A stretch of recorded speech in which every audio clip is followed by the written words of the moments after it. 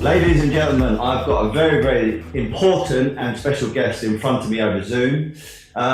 Where shall I begin? This guy has been in film since 1992, I believe, as an independent filmmaker. He's had very successful documentaries and films, including The Shadowman, which I'm going to talk to him immensely about, and what's next to come.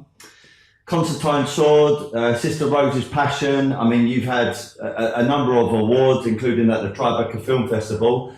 So, Oren Jacoby, welcome to the Stephen Sully Study, and also Woodbury House. Thank you very much for your time. Great to be here. Thank you, Steve. So, let's talk about film just for 1 second before we talk about Hambleton and the Shadowman documentary. Why did you decide that you wanted to become a film director?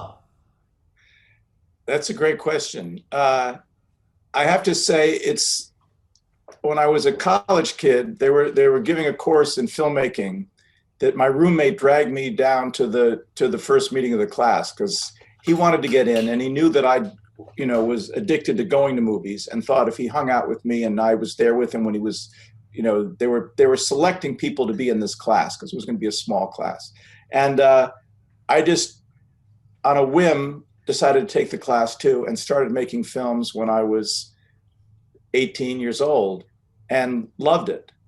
And it happened that the best teacher who was doing it was making documentary films. So that's the kind of film that I started making, and started doing it in college and really never stopped.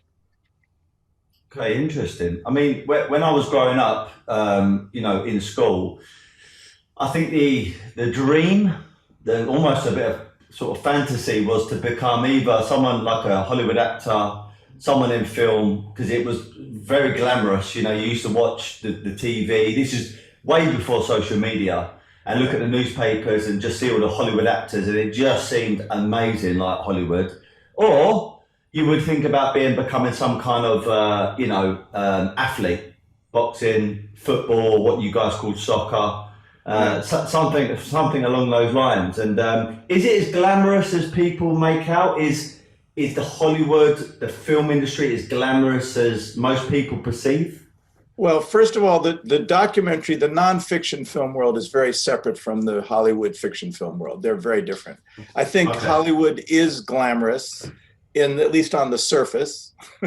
A lot of things we know or that look glamorous aren't really all that glamorous once you get to be in the middle of it. It's just like real life, but more expensive cocktails. But the documentary film world is a kind of a different strand, and it's not as glamorous, although it's in recent years been given some of the glamorous trappings in terms of at festivals, at all the big festivals, the documentaries are always given a lot of attention at Sundance, at Tribeca, Toronto. That makes little aspect of documentary filmmaking glamorous, but the actual doing of it, it's hard work. I mean, it's very, very hard making documentaries. It's hard getting money to make any kind of film, but even harder to get money for documentaries because they don't make as much money, even if they're successful. But it's exciting work, and we love it. And you're always delving into some new world. And that's what happened to me with Richard Hambleton in this film, Shadowman. I was just lucky enough to open a door onto a world I'd never had conceived of or dreamed of, and was able to bring in my camera and start filming it. Yeah. I can't wait to really get into the nuts and bolts of that conversation. Just before I do, I want to give the audience a bit of background to you then. So quite clearly, you're from the United States of America. I see that you went to, is it Yale University? I went to Yale University for my graduate school, where I studied directing theater, actually.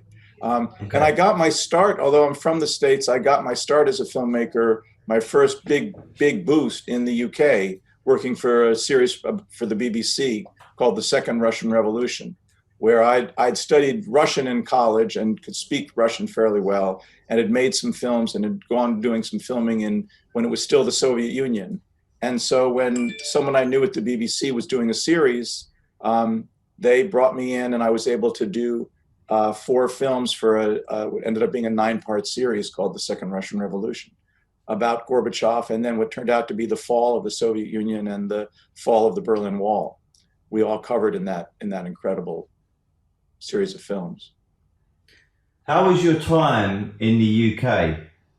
I love the UK. I loved living in London. I lived up in Highgate, and our office was in Camden Town, which was a very cool part of London. I don't know what it's like there now, but when I was back in the late '80s, early '90s, there was a lot of good music, and it was kind of a cool scene in Camden, and I had a great time living in London. I love London. Yeah, Camden is thriving. You probably remember an area called Shoreditch. Yep. I mean, these are areas that at once upon a time were written off. You know, people didn't really want to go there. Yeah. Property prices were low. Quite controversial areas. Could be quite dangerous at times. And don't get me wrong, probably at some point, at some parts, it still could be. But now they're thriving. You know, restaurants, great hotels, great nightlife, great atmosphere, great energy. It's really booming place. And it brings us back to, this conversation about Hambleton, because so many great artists have got their inspiration in Shoreditch and places like Camden. And our edit room for the last part of the process was in Ladbroke Grove, which people in London today will be shocked to know that was a kind of dicey neighborhood back then, which is now, as I understand it, one of your more elegant parts of London. Was then, it was one of our producers had a house there, and that's why our edit room was there. But it was because, he found a great place that wasn't that expensive. And, cities change, and that's what's fabulous about, being able to be in a city like London or New York. They keep evolving, and they keep finding ways to reinvent themselves and reclaim neighborhoods that have been, not taken advantage of, and can be not gentrified, but made livable for everybody. I mean, that area, Holland Park, Notting Hill, all around them sort of areas, they are, high end, very, very expensive properties around there. And I know exactly where you're talking about, Ladbroke Grove. It's a cool part of town. Yeah. Bit of a basic question here, but someone has asked me to ask you, how does the film industry work? How does the film industry work? Well, I mean, it's very driven now by these big, powerful corporations, sadly, like a lot of other parts of the world, where Amazon and Netflix and Apple, have moved into film production, and they, are control. It's good because they're channeling a lot of money into the industry, but they're also, they have certain things they're looking for, certain things that are driven by what they think is the market. And, and then, as there's always been in the film industry, there's an independent part of the industry, which is not so much controlled by the corporations. And the films that, continue to thrive, many of them come from that, more offbeat, more non-commercial end of things.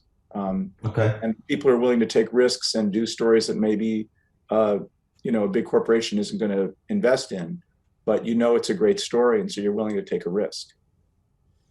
So, with the age of Netflix, Amazon Prime, Apple, all these massive corporations, I mean, there's upsides, clearly, and I even benefit as a consumer from them, but there's got to be a downside somewhere. So my next question is this: will film as we know it now ever die out? Well, I think it's going to change. I mean, look, I think, I don't mean to be putting Netflix and Amazon down, because that's how my films get seen. My last few films have been on those platforms because they're looking for the good quality films, and Amazon is the main distributor of Shadowman. And it's important that they do exist, because it means a lot more people can see the films than see them in theaters. I mean, both of my, 3 or 4 of my last films have all had online streaming platforms, but they've also been in theaters, and a certain number of people will get to see them in a theater, and that's great. And I hope that that'll never go away, but it does seem to be in danger right now, because people, whatever the coronavirus hasn't helped. It's made, it's done a lot to stop people from going out to see movies in theaters. But, I think we just have to hope that people will appreciate what's great about that experience of being in a big room with other people, seeing a movie on a big screen and with a great sound system, and not just a Marvel Comics movie, but a movie like a great documentary can also be really appreciated in a different way in a theater. So we hope that won't go away ever. Yeah, I certainly support what you're saying. I think you can't really beat going to the theatre, cinema, and being around friend, family, but also strangers, and feeling that energy. And when there's a funny part in the movie, scary part in the movie, or something that needs recognition, you want that energy from the crowd. And hopefully, coronavirus doesn't rear its ugly head again, and we can just crack on with our lives. And hopefully, these massive corporations don't kind of suffocate the traditional way of doing stuff, but only time will tell, I guess, Oren. Well, hopefully they'll see the value too of, and I think some of them are, of doing multi-platform distribution where they do it online, but they stream it, but they also put it in theaters. And I think that there's value for both, and hopefully they'll keep it going. And not just in big cities, but in small towns, I think people like to get out and go to the movies. For sure. As a director, there's so many important things that you're responsible for, but you said about raising money for documentaries or films. What role do you play in raising money for your documentaries? Well, I'm often the producer as well as the director. And if I have an idea that as a director I want to do something, then pretty much it's up to me to go out and raise the money to make it happen. I'm doing a film now about climate change, and we found out about this story and we've been pursuing the idea for about a year and a half. But no one was going to come to me and say, okay, here's $2 million to go out and make this movie.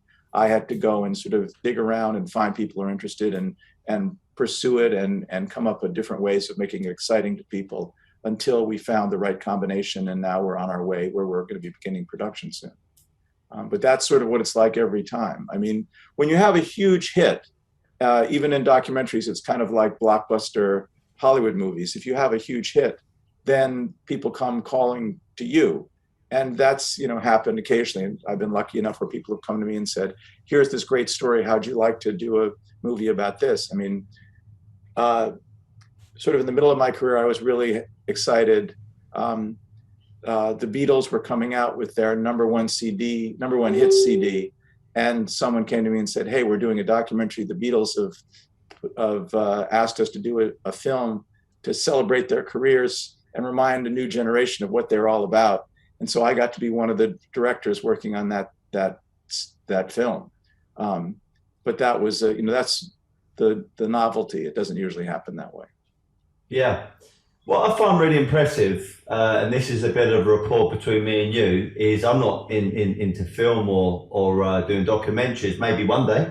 I'm actually going to ask you a question later on, but I'll keep that in my pocket until we start speaking about the Shadowman documentary and how that's going to evolve.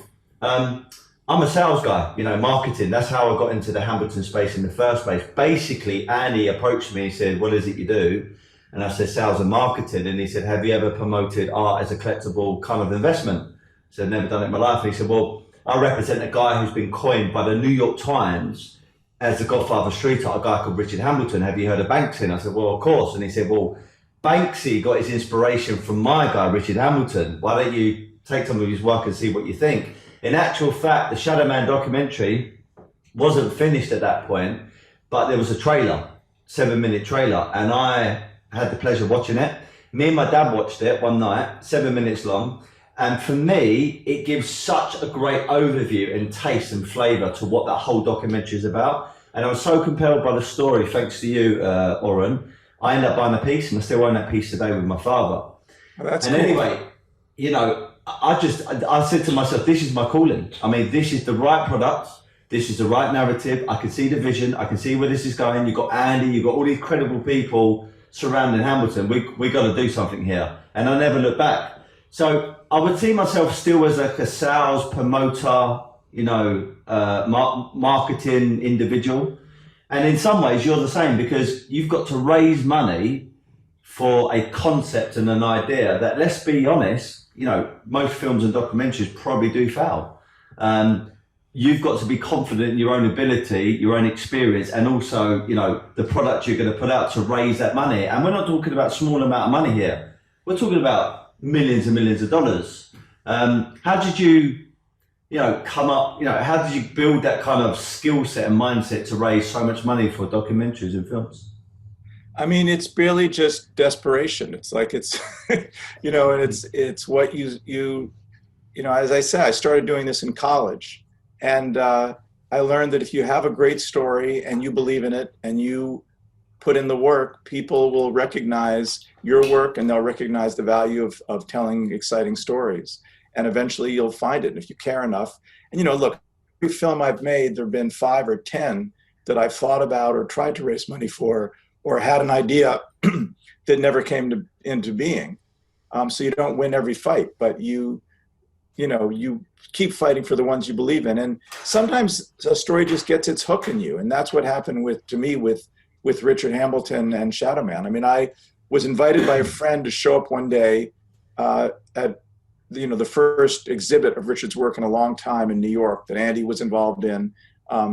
And my friend had a number of photographs that were in the show. And so I went down to see these pictures, and I was just blown away. And I was lucky enough that I'd been living in the neighborhood where Richard had first painted his shadows. I guess this was in, you know, we're talking 2009, 2010.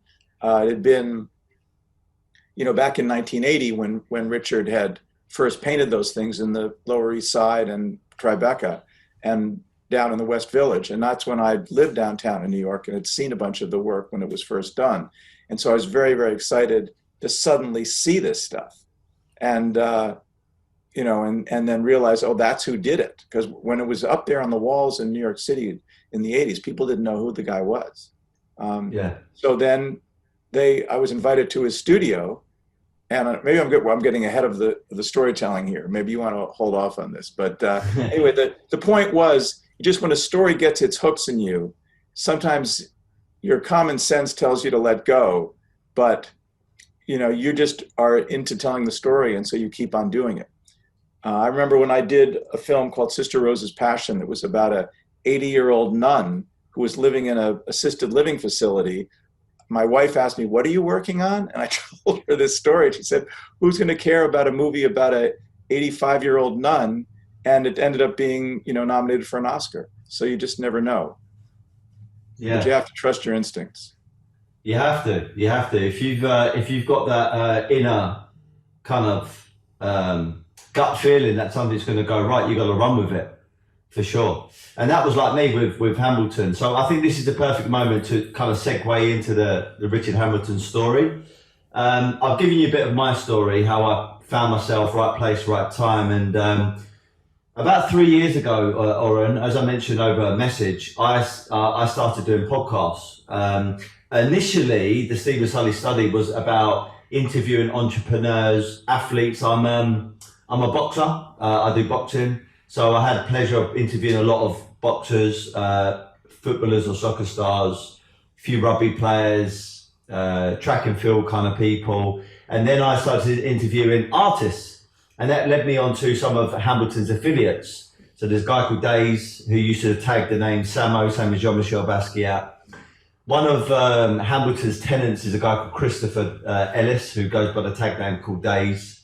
I've interviewed Crash, Cope, LA2. You know, LA2 is obviously in a documentary. He speaks, I think, on the trailer, or Angel Ortiz, his name is. And so many art dealers, you know, Nemo Labrizi. I'm gutted I never had the opportunity to interview Rick because I heard he was a great man. I interviewed Mike Melbourne, who owned French Chop Shop, and I mean, the list is endless. And what I love about it is everybody's got like so many different unique stories about Hambleton.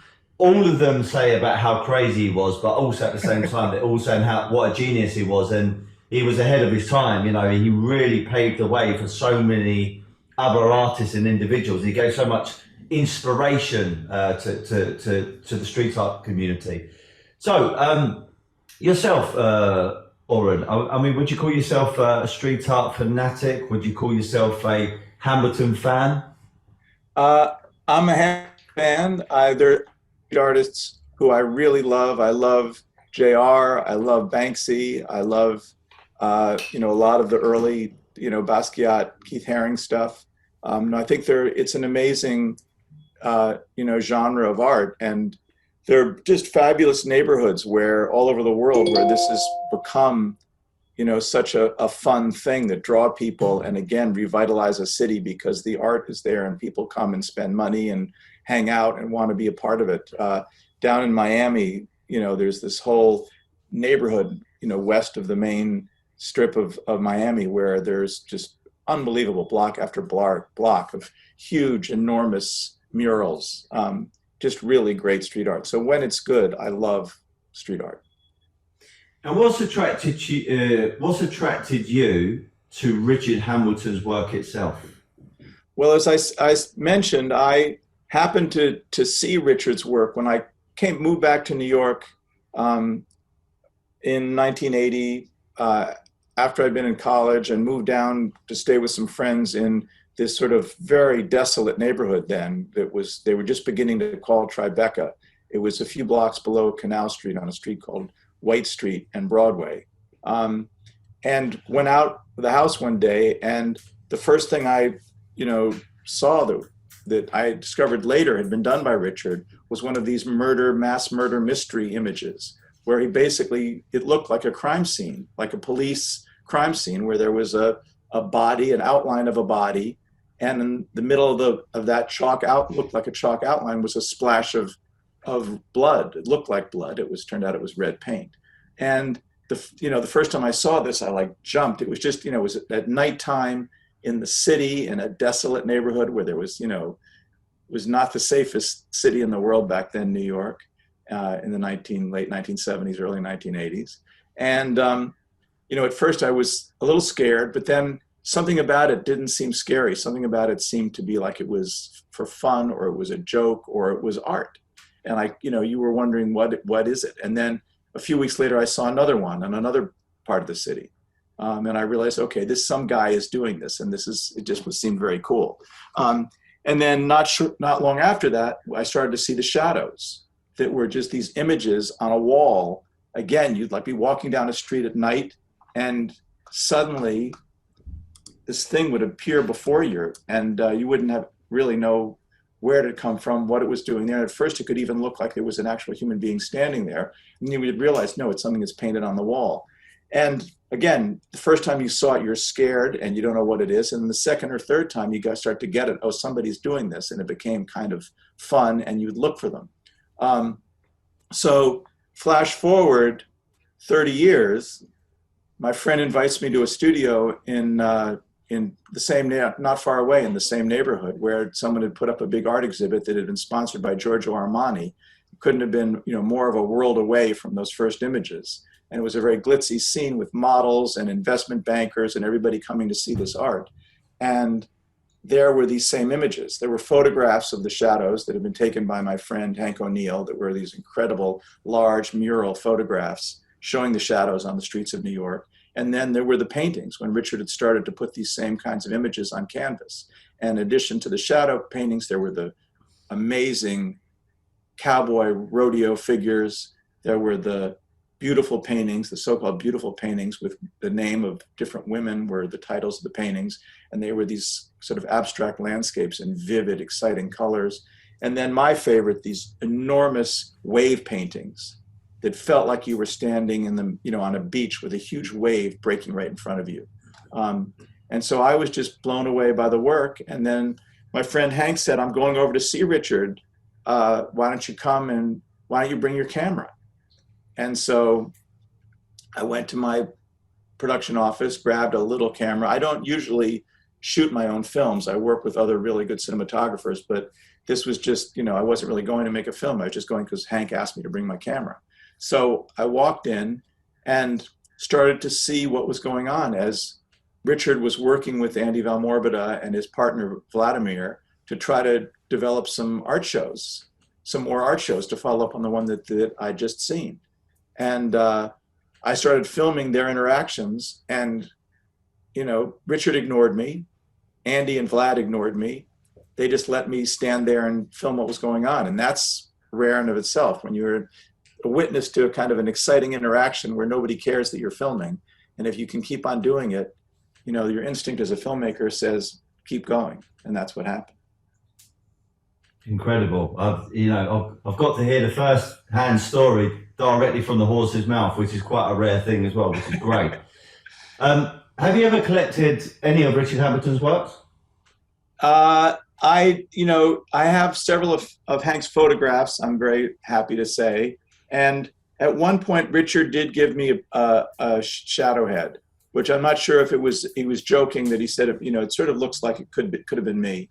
But he said, I want you to have this. And he gave it to me, you know, down I was meeting him to talk about something else at a diner down on Lower East Side, and he reaches in his knapsack and he pulled out a painting, a little shadow head, and he handed it to me and said, I want you to have this, Oren.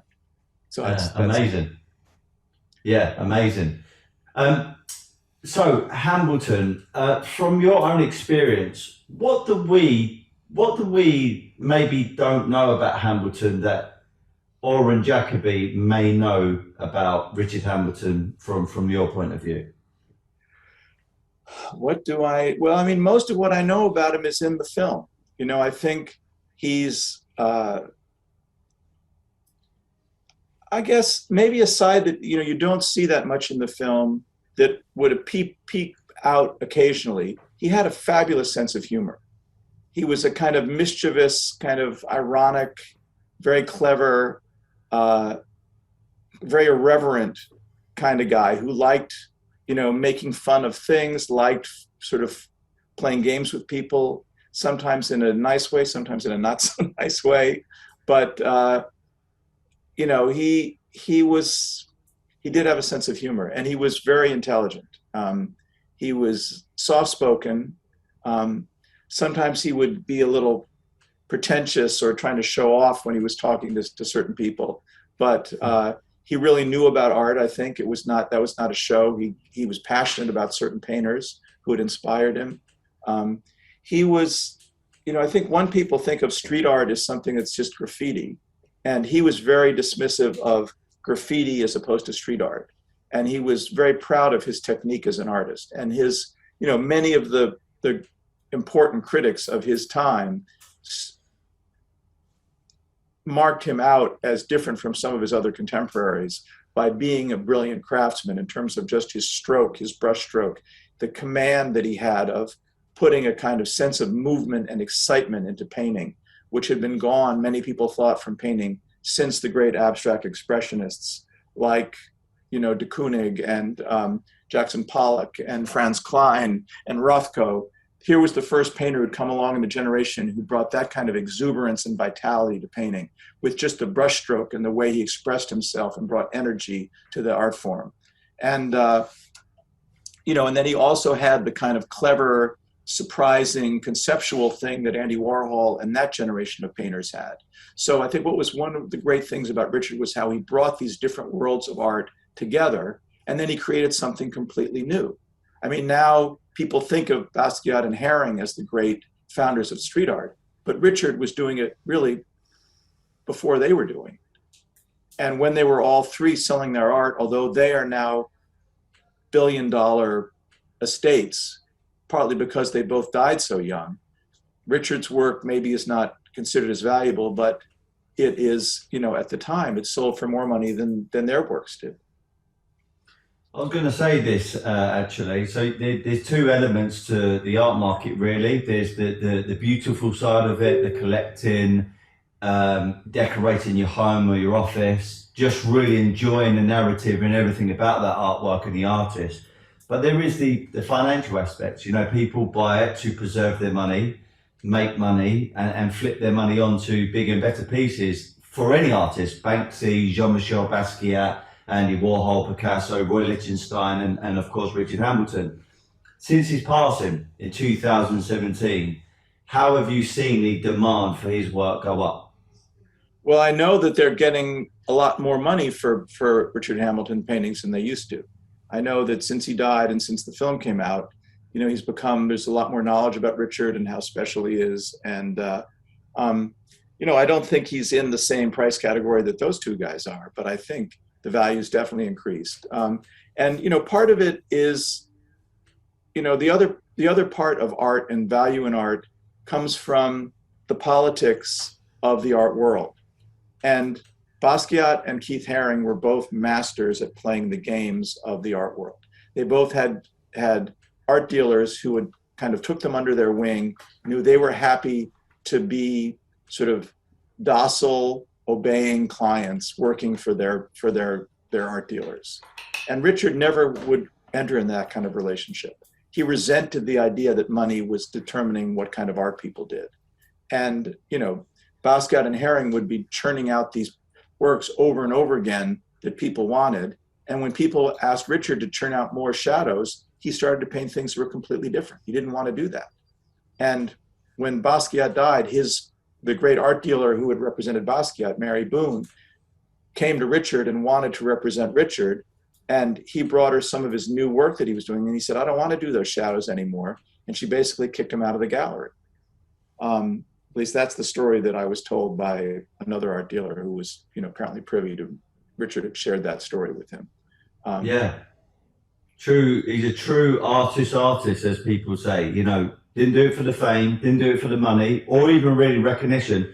He done it because he wanted to paint a certain style and portray a certain narrative and certain story. And I think that's so commendable of him. I mean, that's the irony in a way about Richard, is I think there was a part of him that did want that recognition. He did, he did love being the star at the party. He did love being the guy who was in demand. He loved being able to, he wanted, and he certainly loved the money.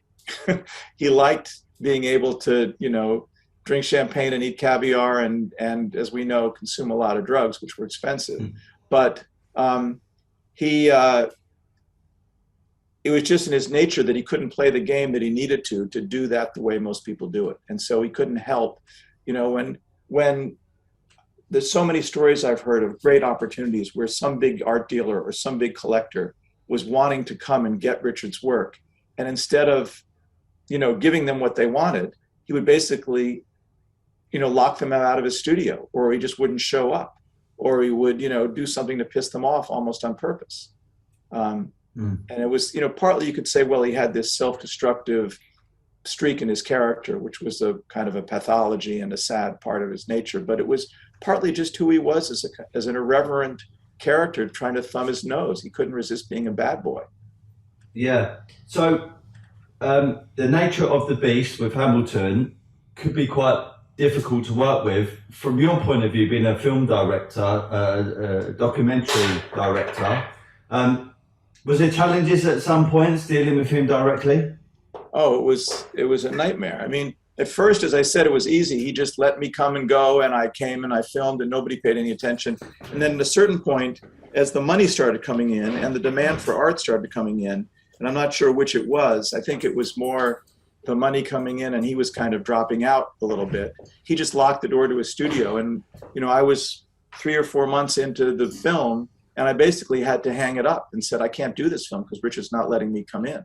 And that was going to be the end of it, until about 6 months after that, I stumbled onto some of the archival footage that is in the movie that we found of Richard painting his early work. And when I saw that stuff and had actual images of him painting on the streets in the 1970s and 80s and doing some of the incredible conceptual stuff, the mass murder mystery work, and the other footage that we found, it was only when that happened that I realized, oh, well, I can now go back to Richard and say, look, man, we've got your story. We've got so much of this stuff. Let us back in. Let us tell your story. And he and so many of the friends and other painters and people who've been a part of his world, were willing to do that we were able to put the story together. Would you say that Andy Van Morgendahl and his colleague Vladimir, were they the guys who came up with the idea of doing this documentary? Well, I was able to partner with them. It was, originally my idea to do it, but then when I kind of had given up, they were the ones who revived it. And the trailer you talk about was something that they asked me to do for the Amphar foundation that does a benefit for AIDS every year at the Cannes Film Festival. They really wanted to celebrate Richard one year, and they were going to auction off some of his art, and Andy and Vlad were very involved in that effort. And so they came to me and they said, we know you've been filming Richard. Could you put something together for us to show at the auction? And so that's the trailer that you and your dad saw that inspired you. And I guess it inspired people at the auction because they did very well. I know they sold a lot of paintings and made a bunch of money to fight AIDS. Well, two paintings basically went for $1 million, which back then is saying something, eh? I mean, it's pretty impressive. Yeah. Can you see? I think it was £1 million, actually. Oh, really? Well, yeah. Even better. Can you see Hambleton's market? Because you mentioned earlier Basquiat having multi-billion-dollar establishments and foundations and estates.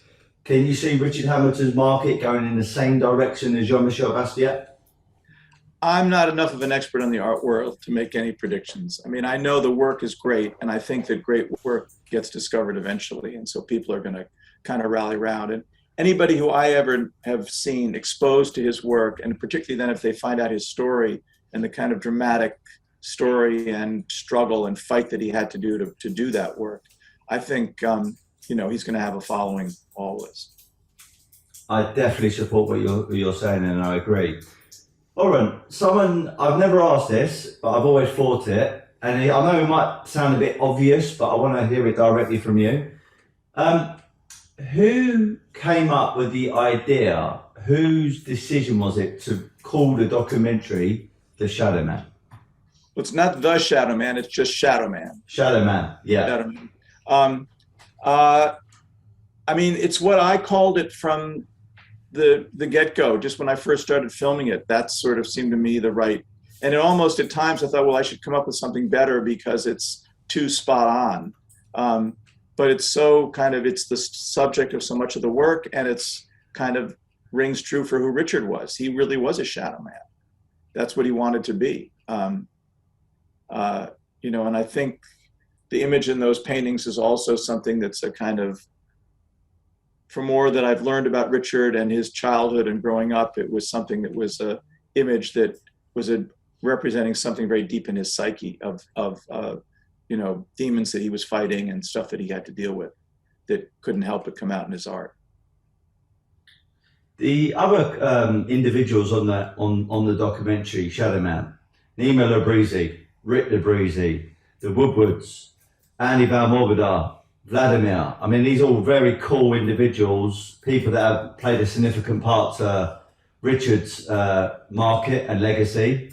And don't forget Mette Madsen, who's was one of the loves of Richard's life, who helped come back into his life at the time that Andy and Vlad were working with him, and helped them kind of coax Richard into parting with some of his greatest work, and that he was almost hoarding and didn't want people to buy, but that she helped him stay productive, keep painting, and to help get some of that work out into the world. For sure. And then there's other people like Bob Murphy, for example. There's so many key individuals that had segments in Hambleton's life. Some were short and some were still very long. Some people still working on his market today, and they're doing some great things. How did you get all these individuals to agree to be a part of the Shadowman Shadowman documentary, and what were they like working with these individuals? I mean, everybody was very, very cooperative and easygoing, and I think they did it out of their admiration and love for Richard.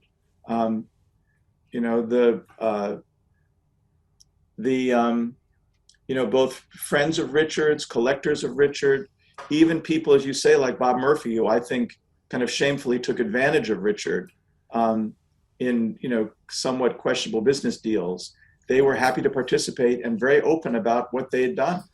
I mean, Bob Murphy tells himself in the film the story of how he kind of went back on his agreement with Richard, and that Richard really never got his fair share of the money that Bob made from those paintings. Yeah.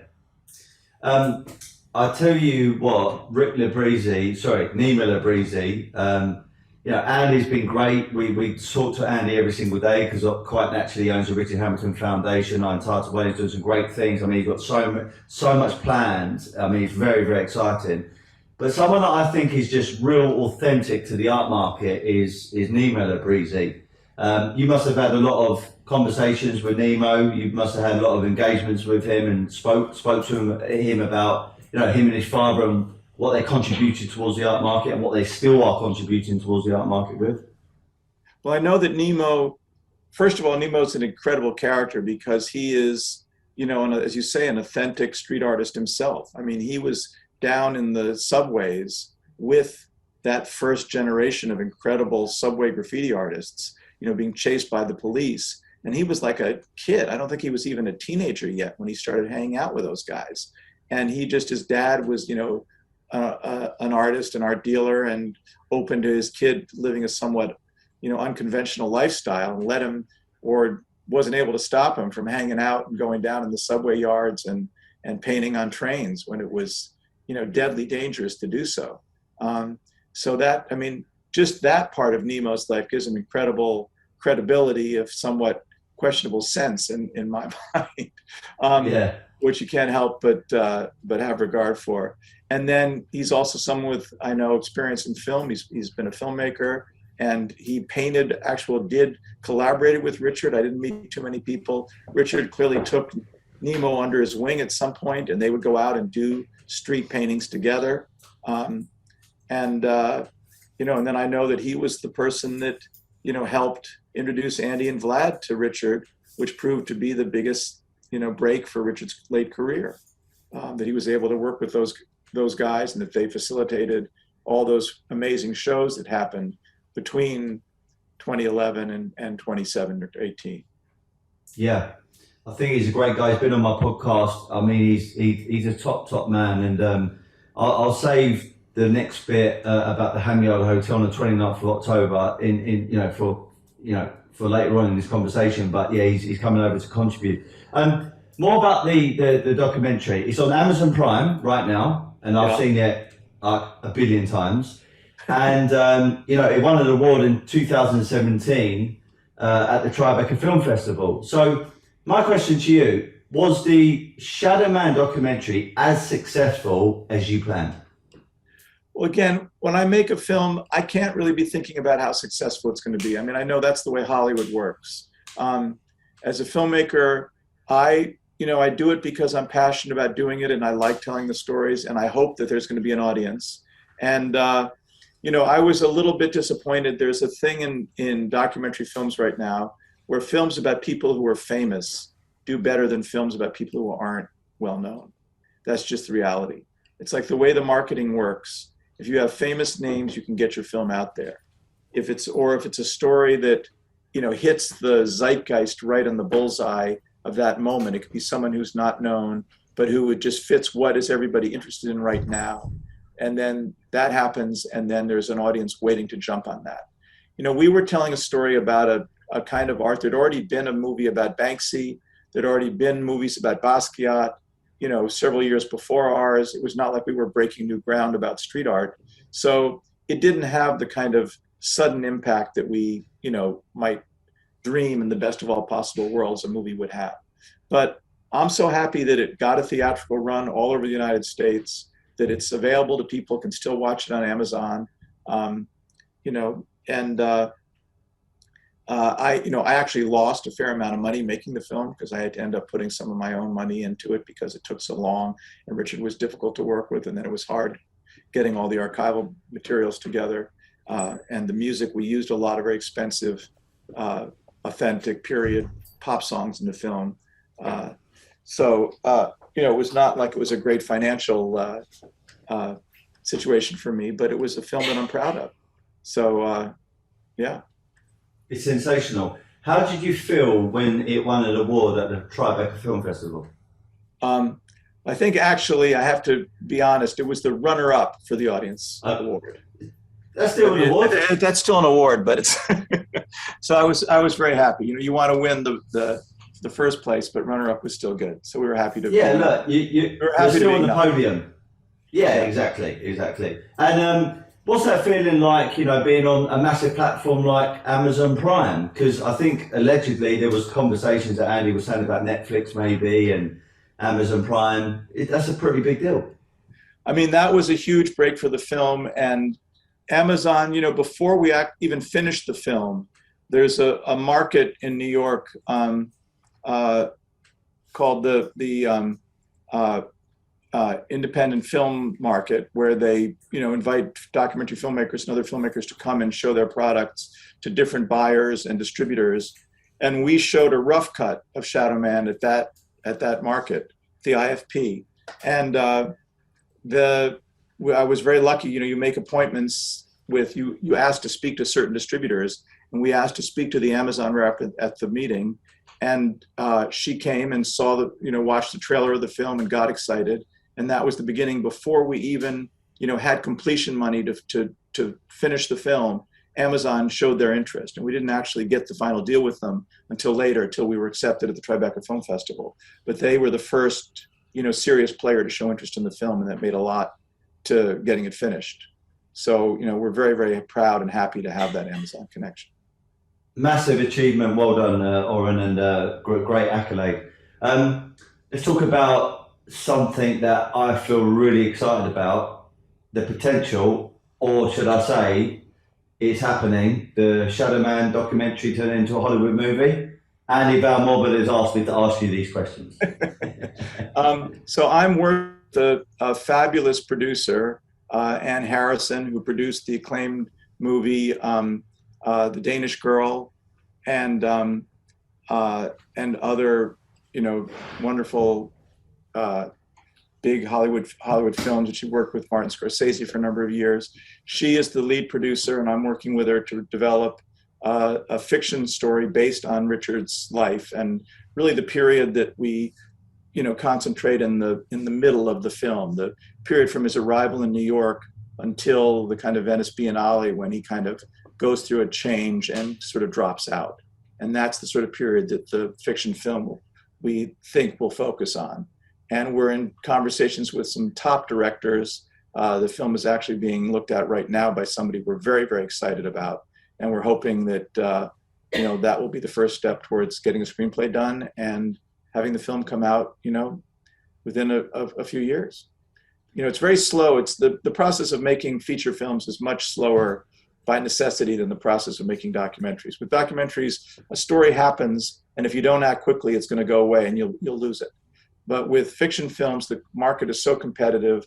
There's so many different, avenues towards making a film. The bankable directors and stars are in such great demand that it's hard to lock people up for a specific time period. So even after you get one element, then you can, lose that element and have to find another element. And it's to line up all the pieces in a row and get them at the right time is a painstaking and lengthy process. But we're very excited that it's going to happen, and we just think it's a story that people are excited by, and that we're very close now to making it happen. It's going to be electrifying. It's going to be so good. $1 million question. Who's going to be playing Richard Hambleton? That's a really good question. The challenge is the story that we want to tell is the younger part of Richard's career. So originally we were thinking, well, we had to have somebody who could span and, play Richard as a young man and also play Richard later towards the end of his life. And then we'd have to get an actor who was going to have to do all that. And then we just figured, no, that's crazy. Let's just find someone who's a great young star and get them excited about playing Richard and show him at his prime. I was going to say someone that can go from young to old. Brad Pitt, Benjamin Button. Absolutely, he can nail it. Well, he was a few years younger when he did Benjamin Button, but he would be a good Richard. He could do Richard. We've considered a wide range of people. So I think people should put your favorite actor in your imagination and imagine them playing Richard. And Johnny Depp, Brad Pitt. There's so many that could potentially play him. But yeah, that'd be really exciting to see. I know you've got influence over this, and I'm going to say it in a jovial way, but I mean it. I absolutely mean it. I want to be in this film as a cameo somehow. Now, I'll tell you why. I've got an argument. If you type in Richard Hambleton into Google, I guarantee you right now I'll be one of the first people to come up. So I play a very significant role in this man's market. Okay, and it's because I believe in it. You know, I love it. I believe it. I live and breathe it. I mean, my wife, you know, is sick and tired of me talking about it, but it's just become my life since 2014. So if there's any way, Oren, I will pay you, sir. Just, I could be anything from the drug dealer to the boxer to, I don't know, some other artist. I could be a locksmith. I could be anything. We'll find you a part. Don't worry. Yeah, I could even be a dog. Okay. But anyway, seriously, I would love to be in it somehow. But on a more serious note, you know, once it comes out next few years, I believe it's going to pull in a brand new demographic to the Hambleton market. Well, it's a great story and it's great work that speaks to people. And I think the more people that are exposed to Richard's work and the more people that know about his incredible struggles and how he surmounted them to become the great artist that he was, I think the work is just going to get more and more popular. There's no question. For sure. Why don't I just ask you a few more things, because I know you're probably quite a busy man. 2017 was such a high year and low year for Hambleton, really. Number one, the Tribeca Film Festival. What a great achievement. Second of all, one of these pieces was put into the permanent collection of the MoMA, Museum of Modern Art, which is, I mean, what a monumental thing. And then third of all, sadly, he passed away. Do you remember where you were when you got the phone call when Richard Hambleton died? Yeah, I'm embarrassed. I don't remember who called me, but I remember I was right here in this. I'm not in this room, then in the room next door, and it was early in the morning, and someone had been notified, and I think it was likely that it was Christine Woodward who knew and called me up and told me, and I was, I couldn't believe it. I mean, the joke was when we were making the movie, every day we went to film, somebody said, well, Richard is so screwed up and he's so sick, he's going to be dead in a week. And then that went on for the 7+ years that we were working on the film. And he never, and he outlived other people who were around during that period. And so it became a joke that he was indestructible and that he would never die. And so I think the abrupt way in which he did go and the unfortunate circumstances which surround his death, which, suggest to me that he might have been saved if he'd been in a different situation. It was quite tragic and sudden and surprising. And if I don't remember the timing, I think I'm right about this. I think he died a week or a few weeks before that show at MoMA. So he never got to see his work in that venue, which would have meant so much to him. And it was by far the most substantial work at the show. I mean, they had work by Basquiat and work by Herring, but it was nothing like the painting by Richard that was at the show, because in the period that was being covered, his work was much farther advanced. It was like a great full-blown Richard Hambleton figure, life-size figure. The Basquiat stuff was just some like words on a piece of paper, and the Herring thing too was like a little cartoon. So it just showed that he was, kind of the first to the table. He was the advanced artist in that trio when they began their careers. The funny thing is how you speak about Hambleton with like him being so resilient. Like clearly someone who's been addicted to drugs and a bit of an abusive lifestyle, self-abuse, and he had the cancer and that kind of thing. But the funny thing is, he just could smash through all those obstacles and just keep on carrying on. Because there's so many people that I've dealt with, from Andy and a few others, who spoke about how resilient he was, and he just kept on coming forward. It just seemed like he was never going to die. And that was the known thing. People had a bit of a joke about it. He was quite a jovial kind of bit of banter. And then when the phone call came through for another guy I know, I was almost quite shocked. The sadness didn't even hit initially, because it was almost like you didn't believe it. It was like, no. Because I think even once or twice people said it, like before he died, because maybe someone heard a rumor. Yeah, there were rumors. There were fake rumors around that he died. Yeah, and then when it came through and it was genuine, then I felt a little bit, sort of like sad. But then I also knew there was going to be a big rush into the Hambleton market, and I was wondering how that was going to affect things. What was your initial feeling like? I mean, do you actually remember the feeling? Was it really sad and down, or was it something Well, else? Was it it empty? was sad. I mean, it was, this could, with Richard, you felt all the time that this could have been avoided. Um, I think there's been an age of art since the kind of beat poets, since, William Burroughs, wrote his book Junkie and sort of celebrated the idea that drugs were somehow liberating. There's been this myth in the world that artists thrive on drugs. And I think it really is a myth, and that artists are often attracted to drugs for the same reasons that they, lose themselves in their art. They're trying to find another way of communicating. But I heard an interesting interview just last week with the British actor Bill Nighy, who's one of my favorite actors of all time. And in the interview, he said, he'd learned a few things in his career that he wished he'd known much earlier on. And the first rule that he wished he'd known earlier on was that drugs are the enemy of art. And, I really think it's true. I think that, people used to think that Charlie Parker, the great jazz musician, was amazing because he was a heroin addict. And a whole generation of jazz musicians, became heroin addicts because Charlie Parker was, not realizing he was a genius in spite of the fact that he was a heroin addict, not because he was a heroin addict. And I think that's true of Richard.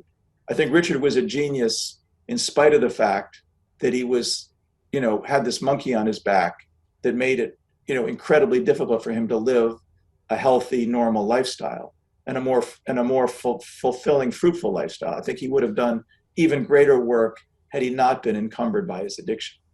But he was brave to fight on and to struggle in spite of that. And the other, as I said, demons, psychological demons, and other things that he had to deal with. It's an interesting topic because if you look at Amy Winehouse, Whitney Houston, George Michael, even Michael Jackson, I mean, he wasn't known for like heroin and cocaine, I don't think, but even prescribed painkillers, which is drugs. Hambleton, Jean-Michel Basquiat, I mean, there's a bunch of painters, music artists, fashion. I mean, I interviewed a guy called Gary McQueen, who is the nephew of Alexander McQueen and Lee McLean, and there was clearly a lot of drug taking now. Yeah. Is there an argument that it takes an artist to a different realm where they can get a different amount of inspiration to produce work, and that's why some works have a bit more flair? I think if you look at the careers of most artists, you look at the career before they become addicted and the career after they become addicted, almost universally you'll see a fall off in the quality of the work, and it becomes more inconsistent. It doesn't get better. I mean, doesn't mean they don't rise to higher achievements later in their career sometimes, but that's partly because they're evolving as artists. And I wouldn't put it directly. It's often in periods when they do clean up. And if you look at Amy Winehouse, I think her best music was when she was able to sort of pull herself together and be clean for a while. And I mean, I'm not as much an expert on her career, but it's as with Richard, is I think it's similar to the situation that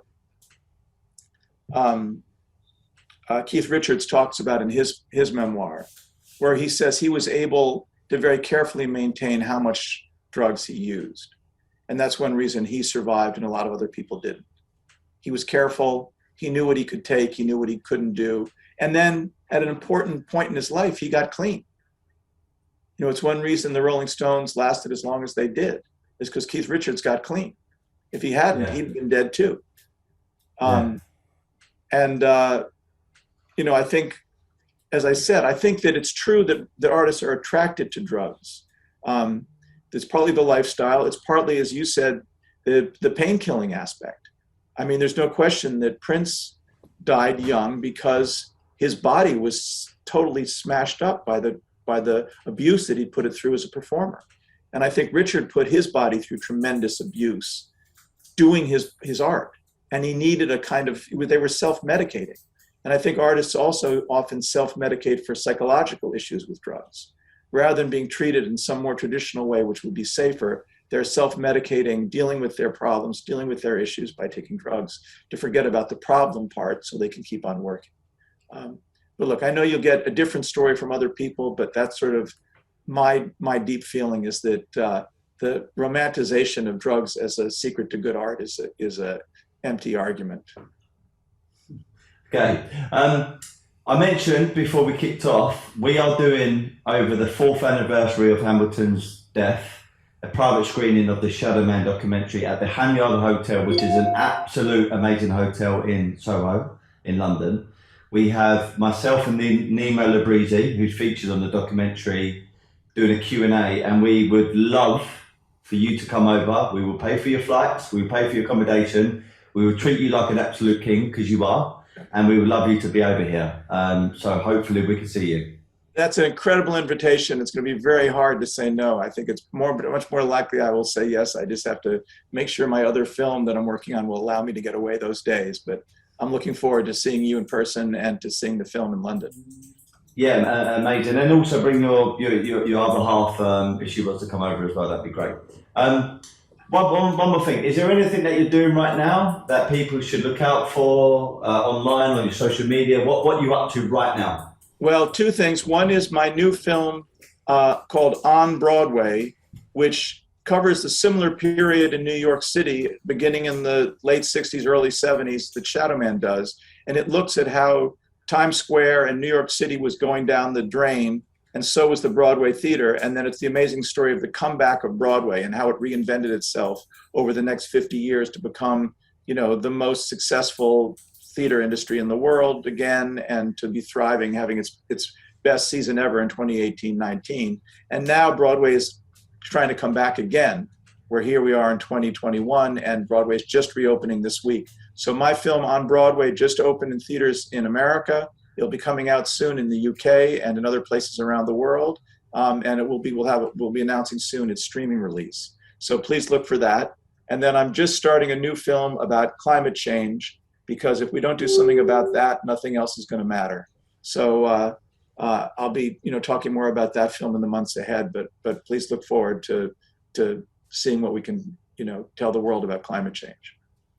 In my social media, my YouTube, all my platforms, I'm going to be tagging you, but for the audience's purpose, or for their benefit, where can they find you on social media, or where can they locate you if they want to follow your journey? So I'm on Instagram and Facebook. Let me get you the links, okay? Because I'm a sort of terrible social media person, because my wife, who's a genius, does most of it for me. But I will share those links with you so you have them. Perfect. One more question. Yeah. When I first started my podcast, I came up with a mantra, and it goes like this: be happy, never content. Now, Oren Jacoby, I've got my own version of what that means, to try and stick by it every single day. If I were to ask you, Oren Jacoby, what does be happy, never content mean to you? I mean, that's my motto too. It's like, enjoy your life, but don't stop trying to be better, trying to do something new that's exciting, and challenging yourself and trying to help the world be a better place.